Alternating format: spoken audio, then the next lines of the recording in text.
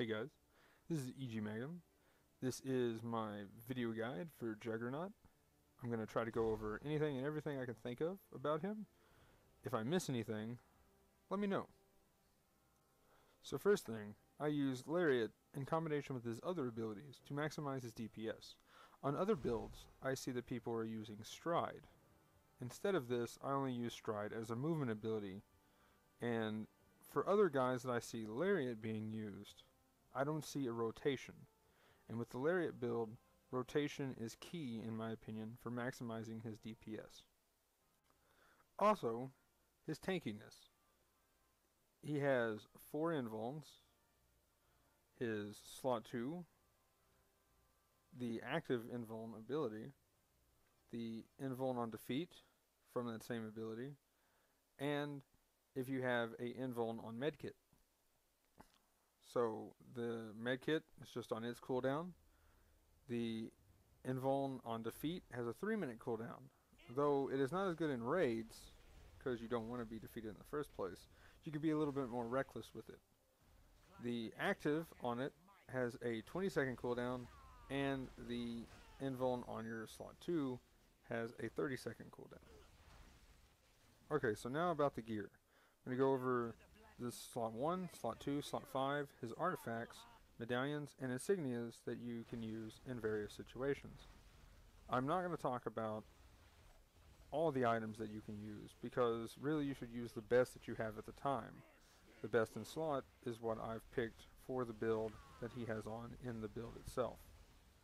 So look to that for alternatives while you try to get the best in slot. So now let's talk about his items. Artifacts, pretty much from the build, is the ones that I consider to be best in slot. The only thing that you're going to be switching here is for the Bannertech Accelerator over the Gem of the Curse, when you need more tank and more survivability. Okay, so for insignias now, the 2 big ones are Electra and Cyclops. The third one that could be up there is Luke Cage. The big thing is to get a high spirit roll and a high crit damage rating roll when you're trying to find an insignia that you want. Any 3 of these would work as far as a raid setting goes, or just helping you out individually. Another option would be Quake, again trying to find the highest spirit and crit damage rating you can. In a raid you could use any of these 4 if somebody else has any of these 4 already being used. Again, my recommendation is Cyclops 1, Electra 2, and then Luke Cage 3, with Quake being a last resort. Luke Cage, however, where I've not tested it yet, it might be better than the Electra insignia, but until I find one with comparable spirit and crit damage rating rolls, I can't be sure. Now for slot 1 through 5.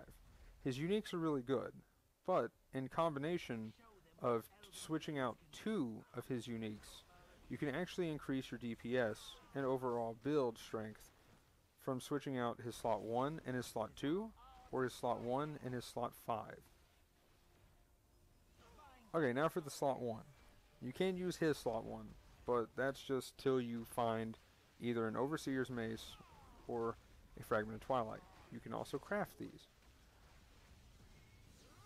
The main thing here is that the Fragment of Twilight is better than the Overseer's Mace with max rolls. The problem is you will probably not find an easy way to get a max rolled Fragment of Twilight. It's going to take you some time, and if you are lucky enough to get one, it is indeed best in slot. Right now, I'm using Overseer's Mace because I cannot get a high enough roll on my fragment for it to be significantly better than the Overseer's Mace that I have that is near max. Okay, now for the slot 2. This is the most varying choice out of the Juggy build. So normally you'll see Lord Brimstone's Hide, Nate Gray's, or his slot 2. Comparing his slot 2 to Nate Gray's, which slot 2 is my choice for my build, Nate Gray's gives you more spirit, and you can get a high amount of damage rating, but a lot less defense. The slot 2 has some comparable damage rating, but it doesn't have the extra momentum, giving bonus to your elbow drop. The thing is, you get a more consistent damage increase from his slot 2, whereas the Nate Grays can actually give you a faster TTK, but your TTK is going to vary at a much wider range of time. Looking at Lord Brimstone's Hide compared to the slot 2, really they're both comparable in defense. Also, yours procs at 30% instead of more defense, which actually makes the defense higher on Brimstones. You just get an invuln so you can just heal back up with a 30-second cooldown. So in my opinion, that beats out the Brimstone Hide. Also, the damage rating anyway is comparable because of the increases to your right tree. And the overall damage increase that you get from using Scion of Sidorak, the slot 2 wins out in damage for this reason. Okay, now for his slot 5. You either have Mask of Algrim or his slot 5. If you switched out his slot 2, you're going to use his slot 5. If you didn't, you're going to use Mask of Algrim. And in this case, Mask of Algrim beats out his slot 5, because it does the same thing that Nate Grays does, while still maintaining a comparable set of stats that are actually better in the case, since you get +3 to the right tree. Okay, so real quick, before I get into the rotation, one thing I'd like to point out is his Round of Applause right now has a bug where if you have just under 30% momentum, it won't work. And above 50% momentum, it won't work. Or anywhere in between. So what I use Round of Applause for is to begin a fight, or I don't use it at all. Hopefully this gets fixed in the future. I've also posted a video showing this on the bug forums as well as the Juggy forums. So hopefully they get this fixed quick. Okay, now it's time for the rotations. The main thing here is you're going to be using Lariat with the other abilities to deal as much damage in between while generating momentum to maximize your elbow drops while throwing out as many elbow drops as you possibly can. What this does is you get a lot more elbow drops and more chances for those elbow drops to do big hits of damage. You might not be full momentum, but you're generating a lot of momentum through Enter the Fray, Devastating Charge, and your Lariats to go ahead and build up enough momentum so that you still hit 4 million, 6 million, 5 million, even sometimes with stuff like Devastating Charge and some of the combos and rotations, you're getting max momentum still, hitting for 8 million and plus. So, one of the key things here is whenever Devastating Charge or Enter the Fray is off cooldown, you should be trying to put it back on cooldown so that you get more elbow drops out a lot faster. One thing I will note, I personally do not have my full build of gear.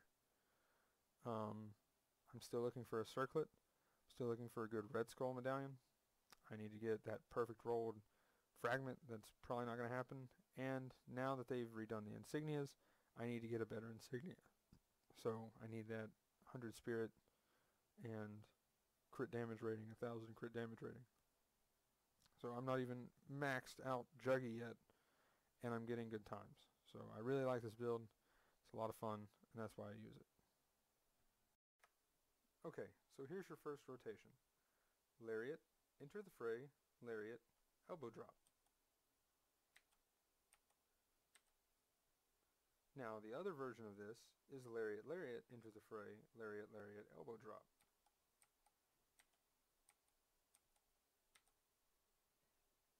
Obviously with the more Lariats, you generate more momentum overall.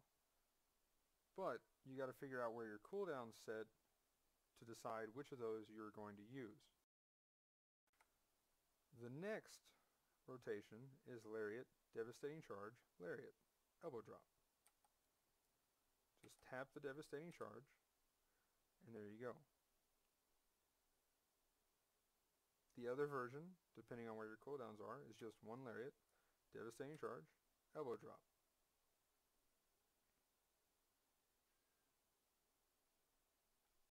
So the main thing with the two of these is that's what you're going to be doing most of the time. Sometimes they're both down. What you want to do is Lariat as much as you can and elbow drop right before one of them comes off cooldown so you can immediately use them when the cooldown is done. Okay, so here's the big combo with Scion of Sidorak. The idea here is to throw as many elbow drops as possible. So, Scion of Sidorak, enter the fray, lariat, elbow drop. Devastating charge, elbow drop.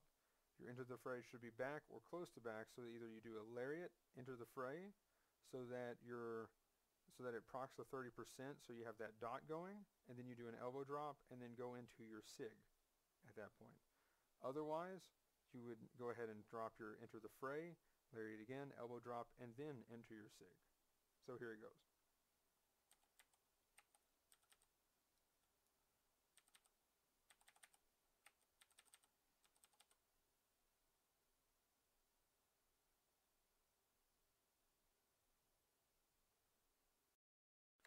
Okay, so now at this point, we're just going to put it all together. So get that momentum up for the round of applause at the beginning, and here we go.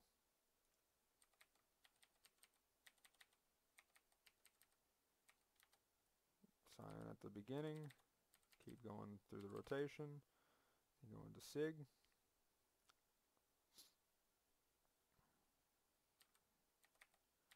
Then back into this rotation. That was actually poorly done right there on my part. This is harder than I thought to actually talk and do this at the same time. But then pop Scion. Like I said, if it's not about to be up, go ahead and use it. And this should be it right here. Boom! That's it. So, that's it with the rotation. Again, that was a little harder than I thought to actually do. It's kind of awkward. But that was a pretty good run. Had one mess up of my rotation. And yeah, I don't know what the time is, but we'll take a look here in a second and find out. Okay, so I went ahead and watched that clip. It is 40 seconds was my TTK on the dummy there. So again, it's real consistent. This build consistently gets that time. I don't vary too much from maybe 2-3 seconds there. Like I said, most of the time it's 38 to 40 is about the biggest gap that I run into. Sometimes I really get good runs. Actually, more often than not, I actually get pretty good runs. And then I get closer to 36, 35, and then my fastest so far 34. I rarely get much over 40. I think the slowest now is about 43. So, anyway, I hope you guys have enjoyed the video guide. If you have any questions or want to know anything else, either leave a message here on the forums or leave a message down in the comments below this video. But yeah, hope you guys enjoyed Juggy and have a good day. Thanks.